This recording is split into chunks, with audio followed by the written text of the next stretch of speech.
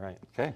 Well, good morning. Good morning. Yeah. Again. Yeah. We have deleted the other post. We had some audio difficulties on our first post, and so thank you for agreeing to come out this morning. Yeah. I just want to make this statement again. We are here at New Hope Fellowship interviewing our local political candidates, and they are running for office, but we as a church do not support or condone, or not condone, but we don't support any particular candidate or their views, and so we just want to be clear that we are just providing this service to the community because we want you to be able to get to know the candidates. And so I'm here with Paul Wieland, and we're so excited that you're here with us this morning. Here, and we have several questions that the community has given us, but before we get into that, will you tell us a little bit about yourself and your family? Sure, yeah. So I'm I guess, a native Jefferson Countyan. I live about 2 miles from where my dad lives. He's 90 years old, and that's the house I grew up in. So I went to school here at St. Pius and Festus High School. Then I went to college for a few years. Currently, my wife, Terry, and I have Wieland Insurance Group, which is on High Ridge Boulevard. It's a small business. We've been there about 15 years. We have 3 daughters, Colleen, Kathy, and Nicole. Colleen lives with us, and then Kathy lives in Connecticut. She has a husband who's in the Navy, so that's why she's living up there. And they've got 2 grandchildren, and then she's got another one on the way. Colleen has a grandchild that lives with us, which is kind of exciting. He's going to turn 1 this week. Oh, that's so that's kind of. Has he started walking yet? He is trying so hard. Yeah, he's pulling up. Yeah, he's balancing, and he just doesn't have the confidence. But he'll take 2 or 3 steps. He's getting there. That's awesome. And then Nikki's at St. Mary's University in San Antonio, Texas. She's home for the summer, but she'll be going back to college in about 2 or 3 weeks. Awesome. So that's the kids, and then the grandkids. Yeah. Awesome. So. And tell me a little bit about your history, what you've done. Okay, sure. And, okay. So I grew up working in the auto parts industry. My family had auto parts stores, and I worked for automotive undercar warehouses, basically aftermarket parts that sold them. Like we sold parts to the gas stations and garages and stuff like that. And then in 1994, which we were expecting our first child, which was Colleen, I guess I say God kind of hit me in the head with a 2x4 and said, what do you do and bring kids in the world when you're not involved in the community? So one thing led to another, and I decided to run for state representative. And I ran for state representative, and I won. And then in 1996, we had 2 babies in diapers, and my wife was stay-at-home mom, which we agreed to once we got married, that once we had her having kids. And our income went so low that my wife was like, you need to get a different job and raise these kids, and when you get a job that pays the bills, then you can get back into politics. So so I lost in 96, and she said, once one of the girls gets a driver's permit, and I get a business that pays the bills, I can run for office again. So 2010 rolls around, Colleen got her permit, and they had the insurance office going. So then I kind of got back into politics. So I was a state representative for two years in the 90s, and then from 2011 to 2014. In 2014, I ran for Senate, and I've been serving as senator since then. So my Senate term will expire in January. Okay. And so what prompted you to make the decision to move from state rep and Senate to local county office? Right. Well, part of it was in Missouri we have term limits. So after 2 terms in the Senate, you can't run again, which is probably a pretty good thing. And a lot of people have asked me, they said, if you could have ran for another term, would you have? And to tell you the truth, I probably wouldn't have. After 8 years, you've had your fill of it. But when I got reelected, my wife said, me and my wife talked about it, and I said, what are we going to do when the term runs out? And she said, what are your choices? I said, well, I could run for Congress, I could run statewide, I could run for a local office, or I could come back and sell insurance with you. And she said, well, the first 3 sound good, but I don't really care so much for the last one. So the Congress didn't really appeal to me, statewide didn't appeal to me. And then about 2 years ago, people from the county started approaching me saying they didn't care for the way things were being done in the county. And that they thought there was a lot of micromanagement of the local elected officials from the administration. And they had different complaints, and so I started looking into that. And ultimately I decided that was probably where I needed to do, is to run for a county office. And so you're running for county executive. Right. Will you explain what that role is and how it functions? You talked about it on the first go around. So we have, about 12 years ago, we went from a first-class county to a charter farm county.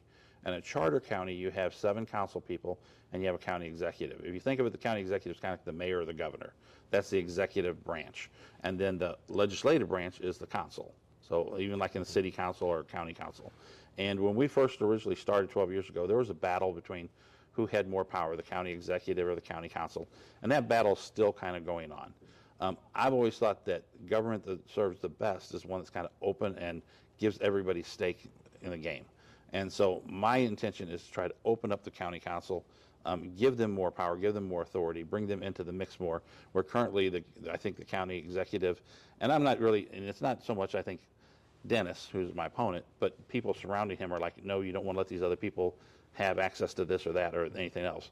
And I think we need to open that up and allow those people to do it. One thing that is kind of shocking is we have a county council person who was trying to get information to make a decision on budget items, and they won't give him the information. And he actually had to file a sunshine request with the county to get it, and they denied it, and then he had to go to the Attorney General's office to try to get the Attorney General to enforce. I mean, it just, this kind of bickering and fighting, it doesn't serve any good purpose. And so that's one of the things I want to do. The other thing is the county attorneys have complained about how many sunshine requests they have to fill. And will you again explain? Right. And so sunshine requests is basically here in Missouri, anytime a local government or state government does something officially and you want to find out the records of that or information on it, you can request it. And if they don't give it to you, then you file a sunshine request, which says they have to give it to you. Well, and then they have to provide all the documents and stuff. Well, the only reason you have a sunshine request is because people don't know what's going on, and they're curious and they don't trust what you're doing. So we've had a record number of sunshine requests. If we had a more open system, if everything was on the website, then I don't think we'd have as many requests. So there's obviously a problem there because we have so many sunshine requests. Yeah. Okay. Well, I do want to get into some of the questions that the people ask, and also we added some more, I would say, character questions, just who you are personally, what you believe, and but I appreciate you sharing your background and also really the background of the office that you're running for, and so there have been a lot of people who have asked with this question in particular. It seems like the homeless population in our county is growing. Do you have plans to help them? You know, that's when I read that question, I thought about. I've always been a firm believer that the private, like churches and nonprofit organizations, do so much of a better job in dealing with social issues like that.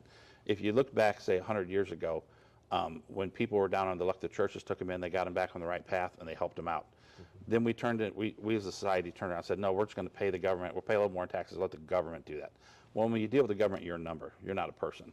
And the government doesn't bring God into the equation, which I would think you'd appreciate. I mean, you know, if someone's going to get back on the straight and narrow, they need God, okay? And the government doesn't do that. So when you're talking about the homeless, I think what my solution is not to have a government program run it, because it's going to be ineffective and it's not going to really serve the needs of the people. But the alternative is to support nonprofits and churches and organizations to step in and do that, and then do whatever we can as a government to support them and encourage that. That would be, I guess, my direction on it, not create a government program to fix it. Sure. Yeah, that's great. I obviously want the church to do more in that arena, and private organizations. Right. Yeah. And so because you care. I mean, you care about the individual. They're not just a client, a number to you. They're a person. You see them for who they are. Yeah, right. Yeah. Right. Well, and I also believe, and correct me if I'm wrong, but I believe that churches and private organizations have a little bit more freedom in how they handle some things than government agencies. Exactly. Like I said, you can talk about God. Right. I mean, nowadays you can't talk about God in school. You know, they have a cow. I mean, but you can do that because you're not affiliated. You're not tied by the government rules and regulations. Right. Good. So, kind of a character question. We'll bounce back and forth between. Will you describe an instance in which you faced an ethical dilemma and how you resolved it?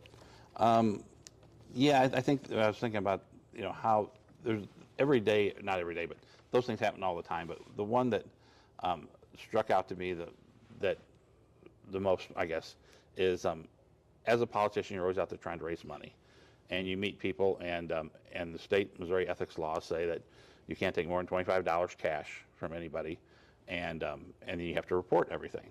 And I was at a political event once, and a guy came over and he shook my hand, and inside of his hand he had a couple $100 bills. And he shook my hand. He said, "Well, I just want to support your campaign."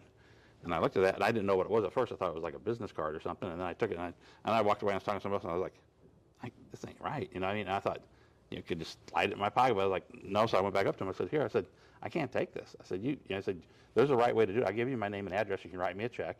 I said, we got to keep everything legal. And, I said, and I'll give you my address, all this other stuff. And he was really offended that I wouldn't accept his cash. But to me, it wasn't the right thing to do. So, Yeah. One of the other questions we had asked about one of the issues in our county was the animal control issue. Is that something that you think could be handled county-wide?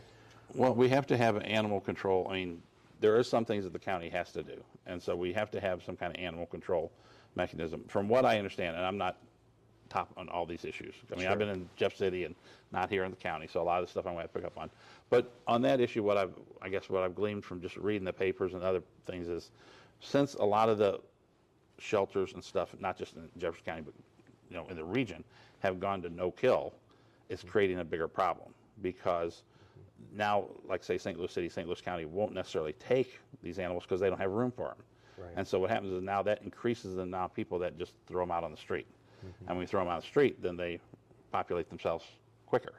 So it's kind of sad. I know that a lot of people are like, it's cruel to euthanize an animal or whatever, but in some cases, I guess I'm of the thinking that it's better to control their population and keep them under control than to say a result of the no-kill policy is that we have more feral animals. So, but it's something I think we're going to need to address. It's going to always be out there.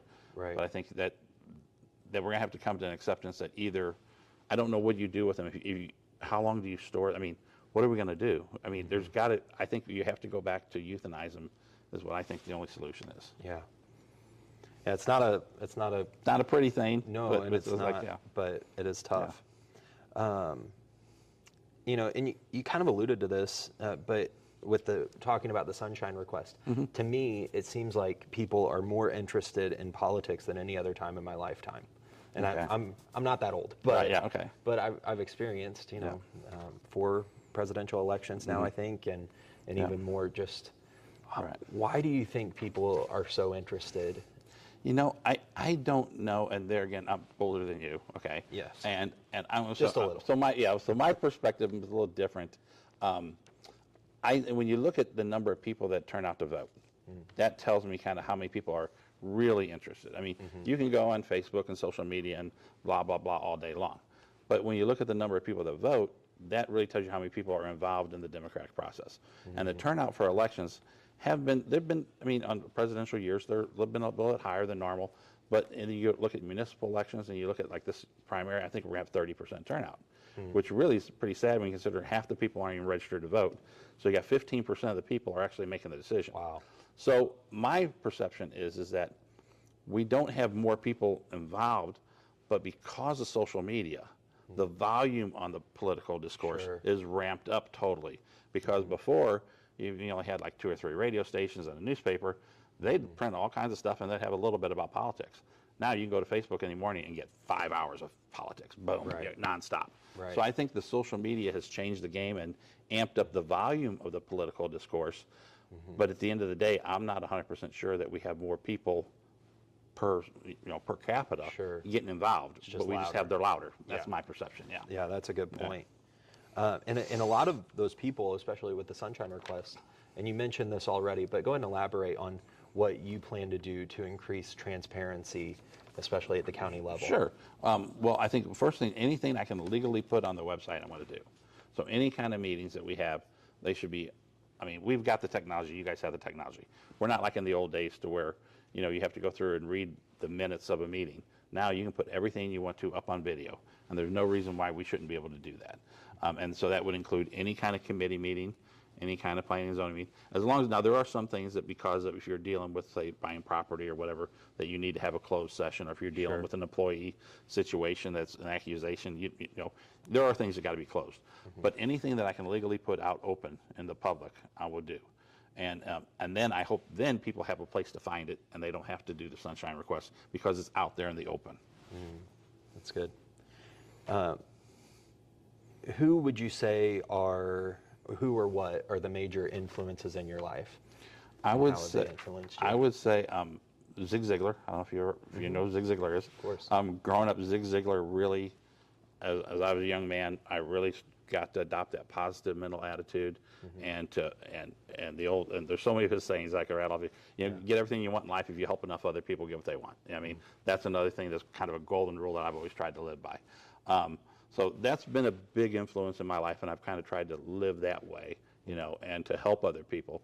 And then there's been other people. There's a guy named Daryl Davis that I worked with the National Federation of Independent Business for 5 years, and he was taught me a lot about how to dress and how to act. And if you dress for success, kind of a thing, people will respect you. And so I was a salesman for their organization and went out and got people to try to become members. And so that's why it was so important. But he taught me that, and I still do that today. It was amazing and I always wear a suit and tie when I go to church. So I come home from church and you go by the grocery store. It's amazing how much respect everybody gives you because you're just dressed nice. Right. Then and it's just amazing to me. So that was a big thing I learned from him, is how to carry yourself and how to be positive. And so those are the two people that jumped out in my mind when I thought about that. That's good. That's good. I want to make sure we're doing okay on time. I think, were there any other questions that you really wanted to address? Because I know we could go a lot longer, but... Yeah, nothing that jumps out at me. Do you want to look at them? I could look at them real quick, sure, yeah. I have the lightning round questions. Okay, sure, yeah. For those people watching at home, these are some more fun questions. I think they're fun. He may not, but none of them are necessarily got you questions. Yeah. I don't know. Nothing here really jumps out at me. I can tell you I voted about every election I possibly can. Okay. That's one thing I'm a stickler good. for. Even when I'm in Jeff City, for the municipal elections, I'll go down and I'll vote absentee because I'll be in Jeff City during the election. But that's something that I guess I learned that from my parents way back. I don't know if I've missed many elections since the time I was registered to vote. Yeah. Because my household, it was always like, no, that's your duty. You go vote, yeah. So. Yeah. Well, good. All right, so here we go. Just Sure. a couple lightning round questions, yeah. and some of them may seem goofy, but okay. That's that fine, may speak to somebody who's at home. Yeah. So we'll just start it out with about as goofy as we can get. Okay. What color is your toothbrush?